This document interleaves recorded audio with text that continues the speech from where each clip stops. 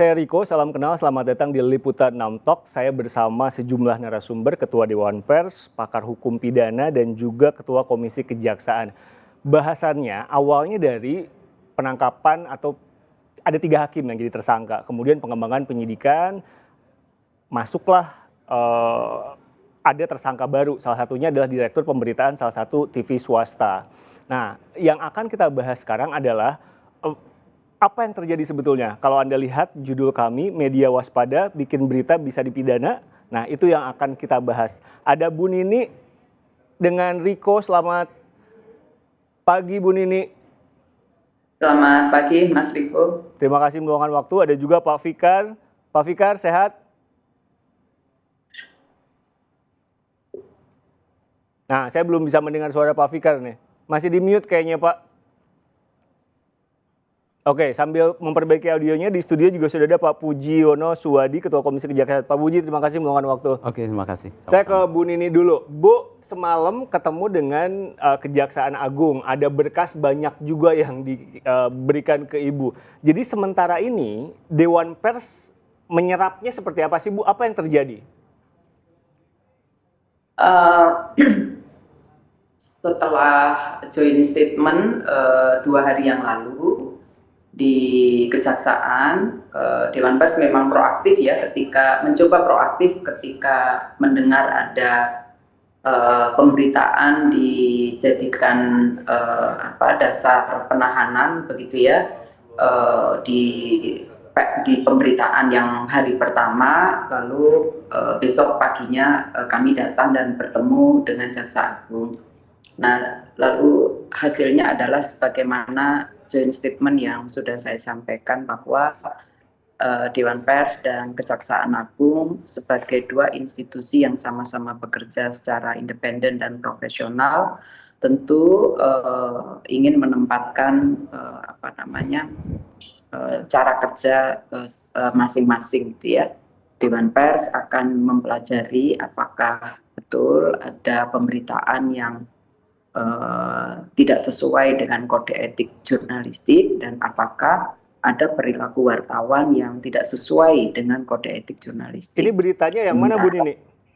Kami juga mempersilahkan gitu ya kejaksaan kalau memang ada 2 alat bukti yang bisa menuntut yang bersangkutan secara pidana, itu adalah tupoksi kejaksaan. Maka kami juga tidak ingin berhadap-hadapan secara institusi.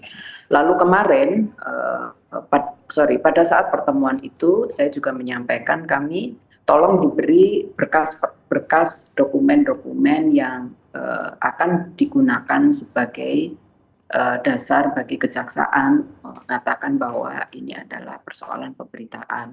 Dan kemarin sudah diberikan kepada kami, Pak Kapus Pen kebetulan yang hadir ke kantor siang, Mas, bukan malam. Oke. Disampaikan kepada kami sejumlah dokumen, dan pada saat itu selain kami menerima sejumlah dokumen juga membicarakan soal rencana tindak lanjut perpanjangan kerjasama. Jadi kebetulan kerjasama antara Dewan Pers dan Kejaksaan Agung itu dalam proses pembahasan sejak 2024 ya, lalu. Bu Nini, mudah-mudahan. Bu, tadi kan Ibu bilang pemberitaan jadi dasar penahanan, didugaannya itu. Ini berita yang mana, Bu? Nampaknya kan di joint statement sudah ditegaskan bahwa tidak ada hubungannya dengan pemberitaan akhirnya. Jadi pada saat joint statement ketika saya bertemu dengan Pak Jaksa Agung, Pak Kapus Pen kan menegaskan bahwa tidak ada hubungannya dengan pemberitaan, kan gitu ya. Oke, jadi masalahnya ada di mana, Bu Ini Nini? tidak ada kaitannya. Nah, itu juga ditegaskan kembali oleh Pak Kapus Pen kemarin siang gitu ya, bahwa setelah penyerahan dokumen itu bahwa kasus ini tidak ada kaitannya dengan produk jurnalistik. Itu yang dia sampaikan di depan media, dan kami sama-sama ingin saling menguatkan proses penegakan hukum, sekaligus kita juga ingin saling menguatkan kehidupan karya jurnalistik kita, dan saling menghormati kewenangan masing-masing. Bu, kenapa kita adakan dialog ini? Karena kan kita awalnya bingung ya, ada direktur pemberitaan jadi tersangka, kemudian sempat ada diksi karena yang bersangkutan memberitakan dan lain-lain. Oke, jadi ini nggak ada hubungannya dengan karya jurnalistik. Ya, Jadi nggak masalahnya ada. itu ada di mana, Bu? Dan kenapa akhirnya ke bawah-bawah diksi produk jurnalistik itu?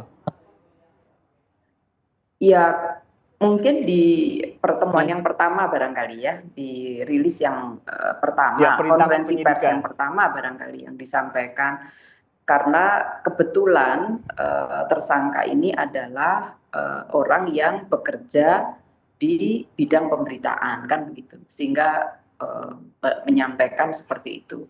Tetapi dalam pada saat joint statement maupun kemarin Pak Kapuspen menegaskan bahwa kasus ini tidak ada kaitannya dengan produk jurnalistik. Nah, itulah kenapa kemudian terkait produk jurnalistik itu menjadi kewenangan Dewan Pers untuk memastikan bahwa memang ada konten ataupun proses gitu ya, atau impact yang ternyata tidak sebagaimana seharusnya tujuan pers dan media itu ada sebagai upaya memberikan informasi dan pengetahuan pada publik. Oke, Komisi Kejaksaan, jadi konten jurnalistiknya baik-baik aja. Jadi Yang Anda tangkap juga seperti itu atau gimana? mendengar kasus ini kan kita langsung kemudian mengkonfirmasi ya kepada Dirdik juga Kapus Penkum terkait ditetapkannya tersangka Direktur Pemberitaan salah satu stasiun berita. Nah, yang kemudian kita tangkap sebenarnya awalnya sama seperti yang ditangkap kelayakan bahwa ini adalah akibat produk jurnalistik. Awalnya sama ya, awalnya sama. Tapi kemudian setelah hasil konfirmasi itu kan kemudian kita mendapatkan hal yang cukup melegakan lah ya, karena ini bukan soal produk jurnalistik. Karena kalau kaitannya dengan produk jurnalistik, tentu isi berita sejelek apapun, isi berita senegatif apapun, bagian dari kritik penegakan hukum itu sah-sah saja, ya sah-sah saja, karena itu bagian dari check and balances dan kehadiran media dalam penegakan hukum itu bagian dari check and balances dan kita dukung. Seburuk, sejelek, senegatif apapun nggak ada masalah. Nah, problemnya adalah kemudian setelah hasil konfirmasi itu kita menemukan bahwa ternyata ini bukan soal produk jurnalistiknya. Apa Pak? Soal apa ini? Tapi karena soal pemufakatan jahatnya. Dari pemufakatan jahat. Supaya nggak bingung kita semua, ini ada jadi apa yang dilakukan Direktur Pemberitaan TV ini? Jadi pemufakatan jahat untuk kemudian melakukan perintangan, kalau dalam bahasa keren sekarang adalah obstruction of justice itu.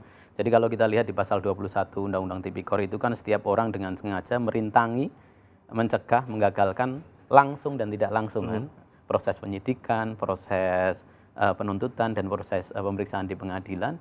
Nah itu kemudian kena pasal ini. Bentuk perintangan Nah, itu? bentuk perintangan itu dalam undang-undang itu disebutkan dalam klausul itu langsung dan tidak langsung. Kalau langsung misalnya saya menyembunyikan barang bukti, kita menyembunyikan tersangka, kita menyembunyikan saksi, itu bisa langsung. Nah, di undang-undangnya saya sudah baca untuk mencegah yang tidak langsung. Gagal langsung. Nah, prosesnya kan tidak langsung. Kalau spesifik kepada Direktur aksi Pemberitaan demonstrasi, ini, ada aksi demonstrasi yang memang itu di-create sejak awal. Jadi soal Direktur Pemberitaan itu status profesi itu kebetulan saja.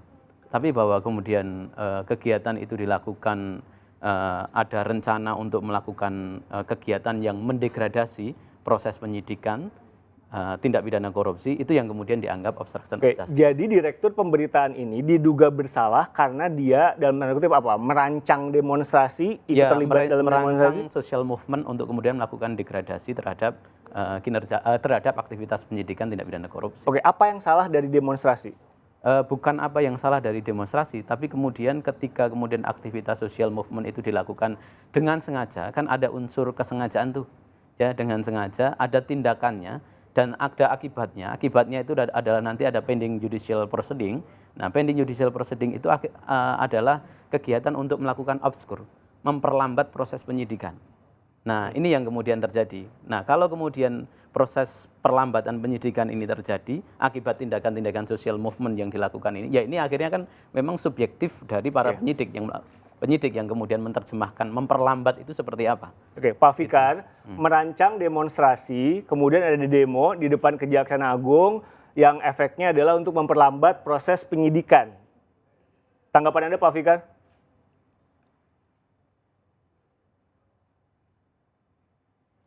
Pak Fikar boleh di-unmute mungkin suaranya? Kami belum bisa dengar. Pak Fikar?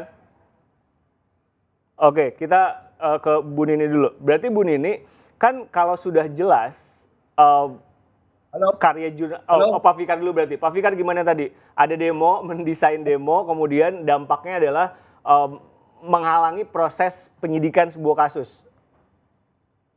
Ya, menurut saya sepanjang penyelidikan ini dimulai dari pemberitaan, gitu ya. Kalau ini menurut saya masuknya ke wilayah delik pers, ya. Artinya seharusnya prosesnya tidak langsung pidana, tapi harus melalui Dewan Pers, ya. Itu kalau dimulai dari pemberitaannya, gitu. Tetapi kalau dimulai penyidikan ini dimulai dari aksi perintangan, umpamanya demonstrasinya, kemudian perintangan secara langsung, gitu ya. Maka itu ya wajar-wajar saja gitu. Artinya yang disidik adalah perbuatan langsungnya, gitu. Bukan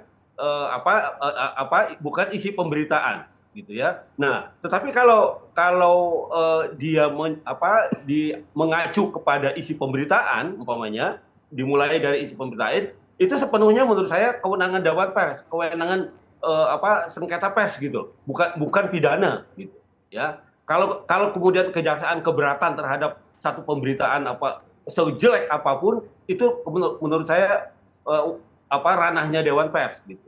Nah, tetapi kalau mulainya dari demonstrasi juga bukan sesuatu yang melanggar hukum kalau menurut saya, ya, bukan satu yang melanggar hukum. Sepanjang tidak ada perusakan, tidak ada ini, sepanjang itu mengemukakan pendapat, itu juga bukan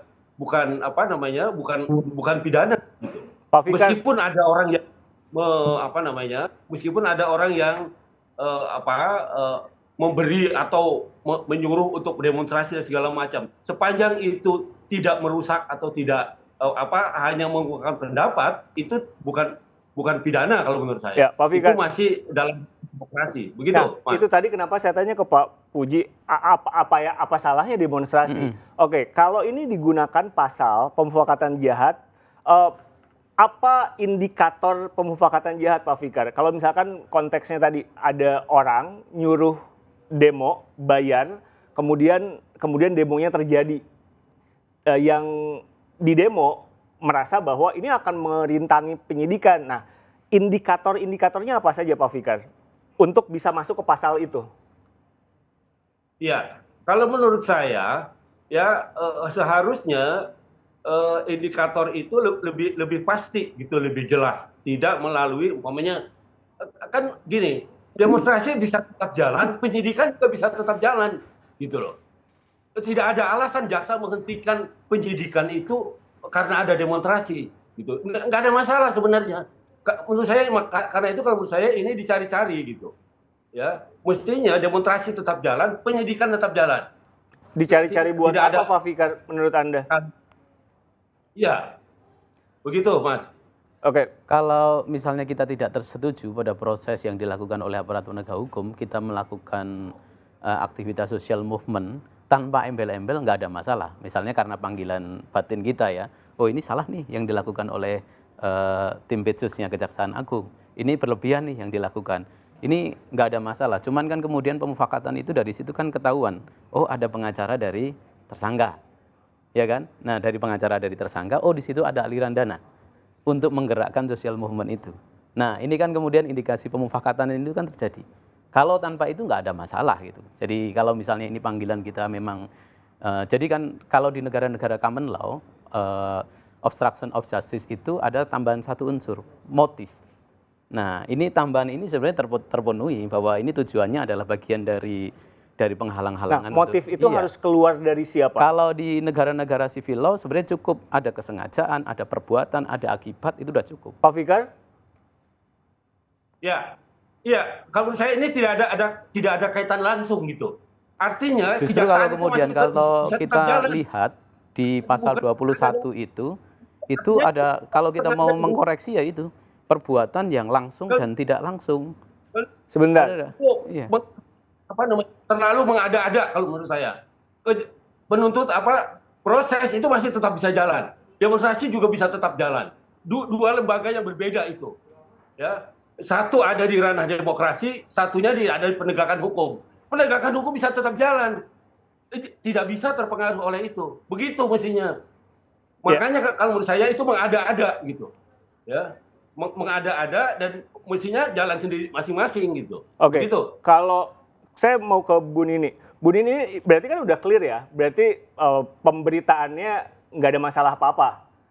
Itu pertanyaan pertama. Jadi udah bukan clear ya. Tidak ada masalah ya. Kami sedang mempelajari ya. Tidak ada kaitannya dengan pidana. Saya ingin menegaskan bahwa karya jurnalistik tidak bisa dipidana. Urusan pemberitaan tidak ada urusannya dengan pemidanaan. Itu yang penting tuh, supaya saya juga ingin menyampaikan kepada teman-teman jurnalis, jangan khawatir, jangan takut. Memang tugas pers itu adalah melakukan kritik sosial. Selain memberikan pengetahuan dan pemahaman, tentu dengan itikat yang baik, dengan azas praduga tidak bersalah, tetap harus dikedepankan. Jadi prinsip jurnalistik tidak bisa dipidana. Oleh karena itu kami tidak ingin menempatkan jurnalistik ini sebagai objek yang akan dilakukan proses penyelidikan dan penyidikan. Ya, tetapi karena ini kemarin sudah ditarik menjadi satu muncul di masyarakat ya urusan pemberitaan ini, maka Dewan Pers juga sedang mempelajari yang mana ini yang pemberitaan yang dipersoalkan, tetapi kami menggunakan kacamata kode etik jurnalistik terhadap substansi beritanya maupun terhadap perilaku jurnalisnya. Begitu. Ada nggak yang dilanggar sesuai dengan kerangka kode etik jurnalistik? Ini beritanya tuh berita soal demonya. Bu Nini udah lihat beritanya, Bu? Kami sedang melihat ya Mas, ini kan kami punya waktu 14 hari dan dokumennya cukup banyak yang diserahkan kepada kami, sedang diperiksa oleh analis ya, yang mana ini yang masuk kategori berita. Jangan-jangan media sosial pun lalu dikategorikan sebagai berita, karena kalau bukan berita juga bukan di ranah kami kan. Jadi yang sekarang dilakukan Dewan Pers itu dua hal yang berbeda. Dewan Pers akan ke arah etiknya, apakah terima duit atau beritanya nggak cover both sides atau gimana. Nah, pertanyaan berikutnya adalah kalau misalkan pidananya tetap jalan, berarti itu sudah otomatis salah nggak tuh Bu, medianya dalam tanda kutip atau orang atau wartawannya? Beri kami waktu, nggak bisa juga langsung otomatis salah, kan nggak ada kaitannya. Iya paham, ya, tapi presidennya nanti gimana? Urusan pemberitaan itu kalau memang terbukti ya, ternyata di dalam pemberitaan atau informasi yang disampaikan kepada publik itu tidak cover both side misalnya, ada keberatan dari pihak yang disebutkan di situ, ya tentu sesuai dengan undang-undang, sesuai dengan kode etik, ada hak jawab, ada hak koreksi, begitu loh, yang diberikan kepada pihak-pihak yang keberatan, dan kami nanti akan mempublish hasilnya. Ya, kenapa banyak banget wartawan yang ngobrolin ini Bu Nini, Pak Fikar dan juga Pak Puji, karena itu tadi kalau misalkan karena pemberitaan saya juga bisa ditahan dong tiba-tiba gara-gara mengkritik sebuah kebijakan dan lain-lain, dan itu menyeramkan sejujurnya. Nah, Pak Puji. Nah, kalau yang soal itu kemarin sudah clear kok. Pak Jaksa Agung juga langsung menyampaikan ini nggak ada hubungannya dengan pemberitaan loh, nggak ada hubungannya dengan media. Dan untuk kedua kalinya kemarin siang juga disampaikan oleh Pak Kapus Pen bahwa kasus ini tidak ada hubungannya dengan berita dan media. Jadi itu clear, makanya ini mudah-mudahan yang sekali lagi saya state supaya teman-teman wartawan, teman-teman jurnalis dan para penggiat media nggak usah khawatir, nggak usah takut gitu. Karena ini ranah Dewan Pers dan ranahnya etik. Tidak ada genealoginya kan beda. Genealoginya itu genealogi etik, bukan sanction. Jadi itu dua hal yang berbeda. Oke, Pak Puji, saya mau bahas logikanya tadi Pak Fikar. Ini nggak ada hubungannya. Kalau mau penyidikan ya penyidikan aja. Kalau mau demo ya demo aja. Demonya juga kan nggak sampai mengganggu, nggak bikin penyidik nggak bisa melakukan tugasnya gitu.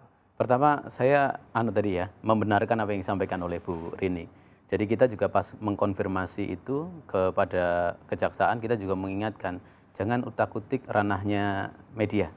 Produk jurnalistik itu adalah wilayahnya di jurnalistik, di Undang-Undang Pers, sehingga tidak bisa ditarik-tarik kepada unsur pidana. Sehingga teman-teman media saya pikir tidak perlu takut, tidak perlu khawatir, memberitakan sesuatu yang mungkin mengkritik cara penegakan hukum nggak ada masalah. Dan itu bagian dari saya sebut tadi adalah bagian dari check and balances, dan penegakan hukum itu butuh pengawasan dari kita semuanya, butuh kontrol dari kita semuanya termasuk dari insan pers untuk kemudian mengkontrol agar tujuan dari penegakan hukum itu bisa firm, sesuai dengan ya untuk kepastian, keadilan dan kemanfaatan. Itu satu. Kedua, kalau yang terkait dengan tadi yang unsur pemufakatan jahatnya tadi, yang namanya obstruction of justice itu kalau kemudian kita lihat di pasal 21 Undang-Undang Tipikor atau 221 lah di KUHP, ya itu kan ada setidak-tidaknya kan ada 3 unsur. Di sana adalah pending judicial proceeding, terus ada knowledge-nya, ada kesengajaannya, dan yang ketiga adalah acting correctly-nya. Jadi yang namanya pending itu adalah akibatnya itu adalah kemudian obskur, memperlambat proses penyidikan. Kalau ini dilakukan oleh kejaksaan kan berarti proses penyidikan, belum proses pemeriksaan di pengadilan. Nah, unsur memperlambat ini kan bisa debatable. Bisa versinya Pak Fikar itu tidak bisa, tidak terkait ya. Nah, karena melihatnya kan bisa dari luar. Oh, nggak ada hubungannya, demo saja. Tapi kalau versinya kejaksaan bisa jadi memperlambat ini memang sangat subjektif, bisa memperlambat. Karena kegiatan itu kemudian terpengaruh dengan aktivitas-aktivitas, ya demo itu kemudian menciptakan opini segala macam demonstrasi ya, bukan produk jurnalistik segala macam ya. Nah itu menciptakan opini-opini itu yang kemudian ketika mau melakukan aktivitas penyidikan itu sudah kemudian dicurigai macam-macam. Saya orang awam di hukum, buktinya tuh akan jadi seperti apa tuh Pak? Kayak tadi, memperlambat proses hukum yang Anda bilang subjektif. Kalau menurut Kejaksaan Agung bisa jadi perlambat, menurut Pak Fikar nggak jadi, bisa jadi nggak? Opini, ngukurnya gimana? Ukuran itu kan bisa, salah satunya itu adalah waktu kan. Waktu dalam proses penyidikan bisa kemudian jadi berlama-lama. Itu salah satu ukuran. Di samping ukuran-ukuran yang lain. Kemudian ketika untuk mengumpulkan alat-alat bukti itu kemudian terhambat, salah satunya adalah karena waktu yang menjadi berlama-lama. Nah ini salah satu ukuran bisa kemudian dilakukan. Nah jadi ada kesengajaan, ada aktivitas yang kemudian dilakukan oleh secara correctly dan continue. Dan kalau kita lihat aktivitas itu terjadi kan. Dari proses pemufakatan. Berapa kali demo tuh Pak? Itu kan tidak hanya demo kalau informasinya. Ada aktivitas-aktivitas lain yang memang sengaja untuk bagian dari pembentukan opini untuk melakukan degradasi bukan hanya kepada institusi, bukan hanya kepada aktivitas penyidikannya, tapi juga pada institusi kejaksaannya. Nah, ya institusi kejaksaan is oke lah, nggak ada masalah lah. Itu kemudian dijelek-jelekin, itu bagian dari opini publik nggak ada masalah. Tapi kemudian ketika aktivitas proses penyidikan ini yang kemudian yang dilakukan itu sekali lagi memang ini subjektif. Mungkin definisinya terjemahannya Pak Fikar ini nggak ada masalah, penyidikan jalan saja, demonstrasi itu adalah bagian dari proses demokrasi yang dijamin undang-undang. Iya, nggak ada masalah, itu dijamin undang-undang. Cuma kan kita tahu bahwa pemufakatan ini kan ya kalau hanya kita nggak ada kepentingan segala macam, tapi kan kemudian tahu bahwa sumber aliran dananya dari mana, ternyata dari tersangka dan segala macam, itu kan kemudian menjadikan pemufakatan itu completely action kan. Pak Fikar, bagaimana seorang penegak hukum bisa mengukur tadi, kata Pak Puji, ya terhambatlah waktunya. Nah, presidennya gimana sih Pak sebagai ahli pidana?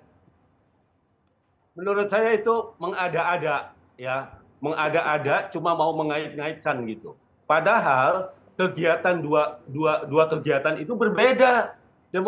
Demonstrasi.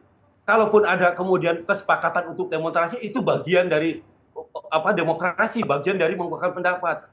Pemeriksaan itu tindakan yuridis, mereka bisa tetap jalan, nggak ada kaitannya sama sekali. Makanya saya bilang ini dicari-cari gitu, mengada-ada gitu, seolah-olah ini menjadi genting dan sebagainya. Padahal kejaksaan itu punya kemandirian, jalan terus, nggak ada masalah sebesar apapun demonstrasi, gitu. Toh demonstrasi tidak merusak, tidak merubuhkan gedung kejaksaan, tidak menyambit tidak merusak dan sebagainya, kan tidak melakukan itu. Dia tetap ada di wilayah demokrasi, tetap ada di wilayah mengemukakan pendapat sekeras apapun.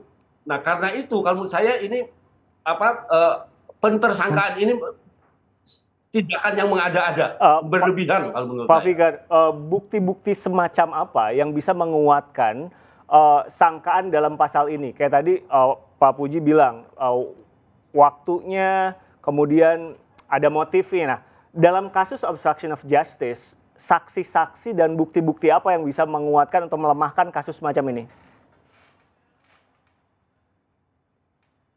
Kalau tindakan tersangka ini menahan orang untuk tidak memberikan kesaksian, melakukan tindakan-tindakan nyata supaya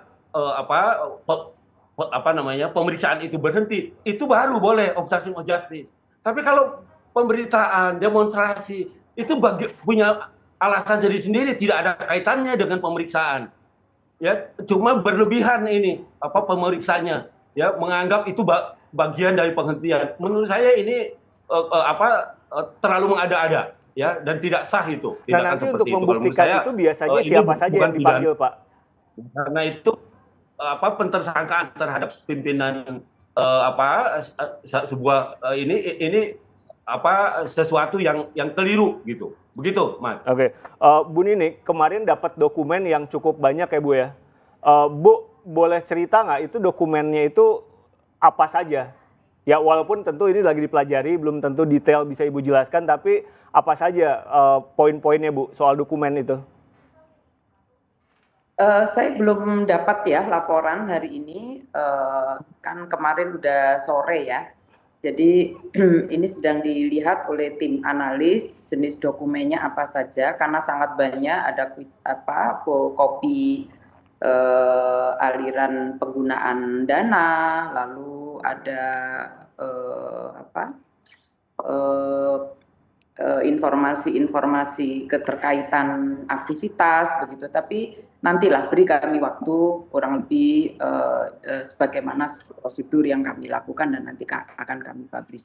Satu hal, Mas, yang perlu saya informasikan bahwa kemarin untuk kepentingan proses yang nanti juga akan kami lakukan, ya, kami kan perlu memanggil para pihak, dan untuk kepentingan keluarga kami mengajukan pengalihan penahanan untuk tersangka. Mudah-mudahan nanti bisa dikabulkan oleh Jaksa Agung. Oke, berarti proses selanjutnya adalah setelah diajukan pengalihan penahanan itu, Dewan Pers akan mengundang pihak untuk kami dengar. Gitu kan. Kami juga perlu mendengar dari yang bersangkutan tentang aktivitas-aktivitas yang terkait dengan pemberitaan yang ramai di masyarakat sekarang ini seakan-akan menjadi dasar penahanan itu. Karena Dewan Pers juga nggak bisa ngasih sanksi kan, Bu ya? Ada dong sanksi. Etik kan tapi ya? Jadi begini, kalau seorang jurnalis dalam menjalankan tugasnya itu kan juga harus berpegangan pada prinsip-prinsip pers. Yang pertama, demokratis. Apa itu demokratis? Cover both side. Harus selalu berimbang. Yang kedua, profesional. Tidak boleh mencampurkan antara fakta dengan opini.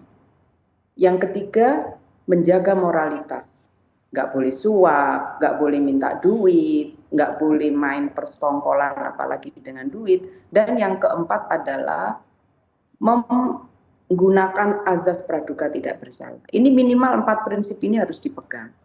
Maka karena kalau kami temukan ya, misalnya satu saja tidak cover both side gitu ya, sesuai dengan pasal 3 di dalam Kode Etik Jurnalistik ini melanggar, maka kami bisa meminta kepada yang bersangkutan untuk memberikan hak jawab dan hak koreksi.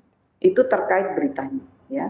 Bisa juga kita meminta untuk yang bersangkutan meminta maaf ya di media yang sama. Kalau ini terkait pemberitaan. Terkait dengan perilakunya, kalau memang terbukti melakukan tindakan ini dan berulang, apalagi ini sifatnya pribadi ya, misalnya tidak ada hubungannya dengan posisi yang bersangkutan di media dan lain-lain, dan kita bisa mengusulkan kepada organisasinya untuk dicabut keanggotaan dia sebagai jurnalis. Ini kan ramainya gara-gara, koreksi kalau saya salah Pak Puji, yang disangkakan adalah dia ngerancang demo sendiri, ngeliput demonya, kemudian memberitakan demo itu, gitu kan ya Pak Puji ya? Nah, itu sejauh mana sudah tertangkap oleh Dewan Pers, Bu? Itu betul kejadiannya seperti itu atau gimana? Belum, kasih kami waktu ya. Mudah-mudahan besok atau besok lusa itu kami sudah clear karena banyak sekali dokumennya Mas ya. Saya juga nggak ingin rusak-rusuh nanti malah tambah rame di ruang publik begitu. Beri kami waktu untuk mempelajari terlebih dahulu. Tapi Dewan Pers itu ranahnya kalau itu tayang di TV-nya aja ya Bu ya? Kalau itu tayang di sosmednya nggak? Nggak, tapi begini, kalau distribusi di media sosial itu juga berita, itu sama penanggung jawabnya pimpinan redaksi. Ya dari perusahaan persnya ya. Jadi karena kami sudah mengeluarkan juga pedoman pemberitaan siber.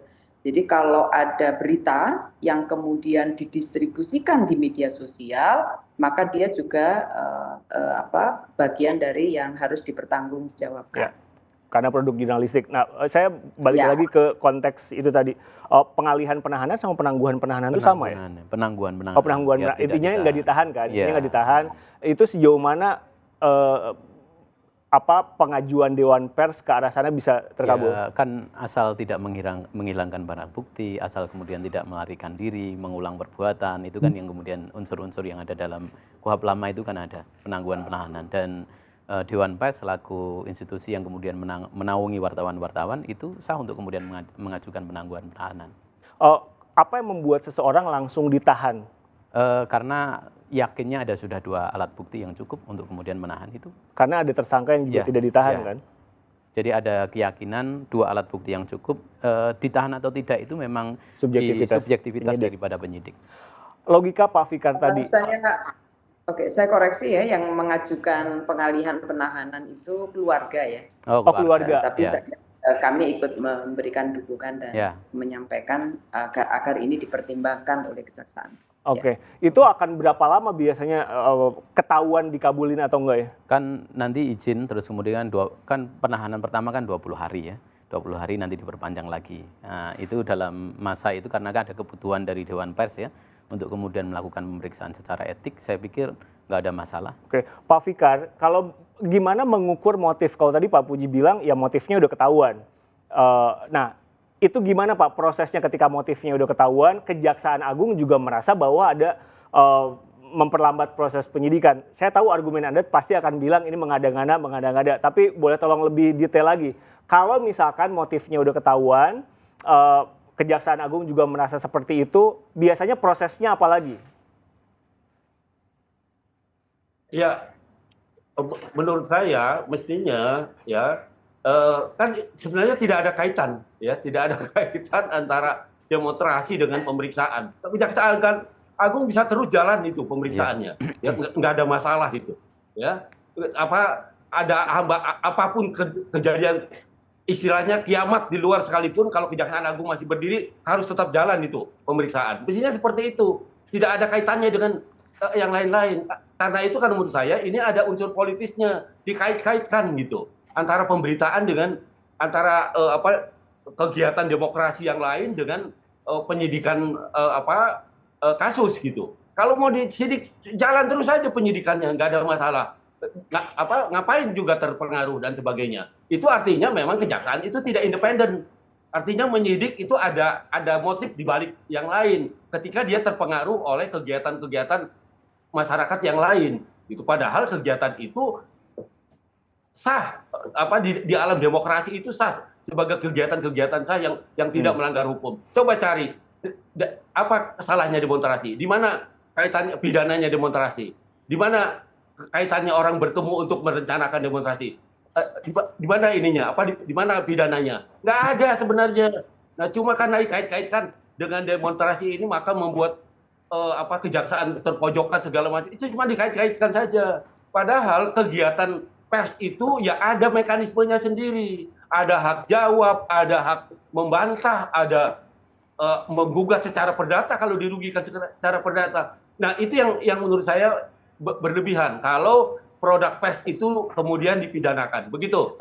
Yang mau saya ingetin adalah Pak Puji ini adalah anggota Komisi Kejaksaan, bukan Kejaksaan Agung. Komisi Kejaksaan adalah orang atau institusi yang mengawasi kejaksaan. Nah, ketika mendengar logika dari Pak Fikar tadi, gimana? Ya, prinsipnya saya setuju. Jadi bahwa Itu bukan penegakan hukum itu harus kemudian kita kontrol kan. Kita kontrol, butuh kontrol dari, jangan sampai kemudian menimbulkan abuse of power dari penegak hukum. Karena kalau penegak hukum sudah abuse of power, maka jalannya penegakan hukum pasti akan timpang. Hak-hak saksi, tersangka, terdakwa itu tetap harus kemudian mendapatkan perlindungan. Nah, hanya kemudian kalau kemudian kita lihat di klausul di undang-undang, kalau yang membedakan KUHP dengan Undang-Undang Tipikor itu, kalau di KUHP itu adalah directly activities yang untuk melakukan obskur, perlambatan dalam proses pro justisia, mulai dari penyidikan, penuntutan, dan kemudian pemeriksaan di pengadilan. Ya bisa jadi kemudian ya famous obstruction, menghilangkan, merusak segala macam. Tapi kalau kemudian kita lihat klausula di Undang-Undang Tipikor itu, dan ini menurut saya juga kejaksaan juga harus hati-hati bahwa ada memang yang kemudian dilakukan, yang kita pahami ya, yang dilakukan oleh kejaksaan itu adalah tindakan yang tidak langsung. Nah, ini kan KUHP, Iya. obstruction of justice, Di pidana Tipikor ada. Di Undang-Undang oke. Tipikor ada. Jadi ini yang kemudian Undang-Undang Tipikor pasal 21 Undang-Undang Oke. Tipikor. Ada tindakan yang tidak indirectly, jadi tidak secara langsung kemudian itu menghambat. Kalau ya yang directly yaitu ya yang famous obstruction itu, yang mulai dari merusak, menghilangkan, mengelabui, membohongi, menyembunyikan, dan segala macam. Itu saya awam di hukum, tapi pidana itu kan tentang saksi dan bukti. Iya. Nah, sejauh ini buktinya apa? Saksinya jadi siapa? ya kalau kemudian saksi misalnya kan, saksi ya kemudian kan dari para tersangka sendiri kan sudah kemudian menyampaikan ada aliran dana segala macam macam itu. Untuk dapetin motifnya. Iya, untuk motif itu bonus saja sebenarnya. Oke. Kalau dalam negara-negara civil law, dalam tindak pidana itu tidak dibutuhkan motif, tapi yang dibutuhkan adalah kesengajaan. Dan unsur kesengajaan itu kemudian kan termuat dari ada aliran dananya dari pengacara itu. Nah, dari pengacara itu ada aliran dana, yang aliran dana itu memang tujuannya melakukan beberapa aktivitas ya, beberapa aktivitas untuk melakukan degradasi aktivitas penyidikan. Nah, degradasi aktivitas penyidikan itu ya di ujung salah satunya adalah pemberitaan. Tapi kita juga sudah bilang kepada kejaksaan, pemberitaan nggak ada kaitannya dengan proses obstruction of justice. Produk jurnalistik itu adalah wilayah yang berbeda. Jangan dikait-kaitkan gitu. Nah, sehingga kemudian kotaknya sudah berbeda. Kotaknya berarti ini bukan bagian dari degradasi, itu bukan produk jurnalistiknya yang kemudian dicari-cari, tapi adalah rangkaian kegiatan. Ya ada demo, ada kegiatan-kegiatan lain bagian dari degradasi proses penyidikan. Demonya itu sebesar apa? Nah, itu yang kita akan tanyain lagi. Pak Fikar, tadi kuncinya kalau menurut Pak Puji, barang siapa dengan sengaja, kesengajaan unsurnya itu udah ada. Pak Fikar nggak bisa dengar. Pak Fikar, saya belum bisa dengar suara Anda. Pak Fikar? saya ya. Ya. Katanya kesengajaannya tuh udah ketahuan tuh, barang siapa dengan sengaja. Gitu. Tafsir yang terlalu mengait-ngaitkan gitu. Padahal mestinya kegiatan demokrasi itu berjalan sendiri-sendiri dengan penegakan hukum. Tidak ada kaitannya. Nah, jadi kalau kemudian dikait-kaitkan, itu artinya ada motif yang lain. Menurut saya itu begitu. Ya. Nah, karena itu motif dari siapa, mestinya Pak Fikar? Komisi Kejaksaan itu justru mengawasi kejaksaan, bukan mati-matian membela kejaksaan. Justru harus mengawasi apa yang dilakukan oleh kejaksaan. Mestinya seperti itu. Keliru itu, Mas siapa itu, Mas? Pak Puji. Komisi Kejaksaan itu. Tentang apa, Ya. Pak Puji? Oke. Jadi yang membedakan kita salah satunya ya bahwa kita itu juga melakukan pengawasan. Kayak misalnya ya yang dalam konteks tadi kita sampaikan. Sebelum Bu Rini membuat komentar tentang Bu Ninik. Bu Rini membuat komentar tentang pemberitaan berbeda, kita sudah sejak awal kemarin sudah share di berita bahwa ini nggak ada kaitannya dengan proses pemberitaan, dan itu kita sampaikan bahwa kejaksaan tidak boleh kemudian masuk pada unsur pers gitu, produk jurnalistik, itu wilayah yang berbeda. Nah, yang kedua ini soal obstruction of justice yang dilakukan, yang kebetulan itu adalah insan pers ya, kebetulan saja ini sekali lagi tidak ada kaitannya. Nah, apa masukan kita yang kemudian kita lakukan, tapi tujuan kita nih ini adalah bahwa yang dilakukan oleh kejaksaan itu adalah bagian dari peningkatan kinerja. Itu poinnya. Nah, itu yang kemudian kita lakukan ya kalau kemudian kita lihat soal obstruction of justice-nya memang ini adalah berbeda dengan KUHP karena ada perbuatan yang efeknya itu tidak langsung. Tidak langsung ada. Tetapi memang ya Pak Fikar bisa berpendapat bahwa apa namanya? Tindakan itu wilayahnya, ruangnya berbeda. Ruangnya itu adalah ruang demokrasi, ini adalah ruang penyidikan, adalah ruang penegakan hukum. Oke, Nah, Pak Fikar mau bicara silakan. Demonstrasi jalan sendiri, itu ruang demokrasi. Jangan dikait-kaitkan. Mengada-ada kamu kalau mengkait-kaitkan itu. Ya artinya kamu punya motivasi sendiri, punya motivasi lain gitu. Ini siapa yang punya motif, itu Pak Fikar? ini tanya, tapi sebenarnya Anda punya agenda lain gitu. Pers itu pers, dia punya kebebasan sendiri. Demonstrasi itu demonstrasi, dia bagian dari demokrasi. Penyidikan itu penyidikan, jalan sendiri. Nggak ada kaitannya gitu. Nah kalau dikait-kaitkan itu artinya ada motif politiknya, ada motif yang lainnya.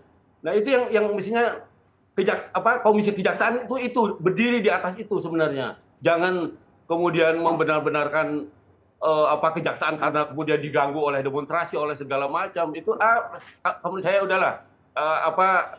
Pejabat-pejabat yang begini ini yang mestinya memang tidak harus jadi pejabat gitu. Justru mengkhianati demokrasi sepertinya. Begitu Mas. Ada tanggapan Pak? ya nggak apa-apa, semua kan boleh berpendapat.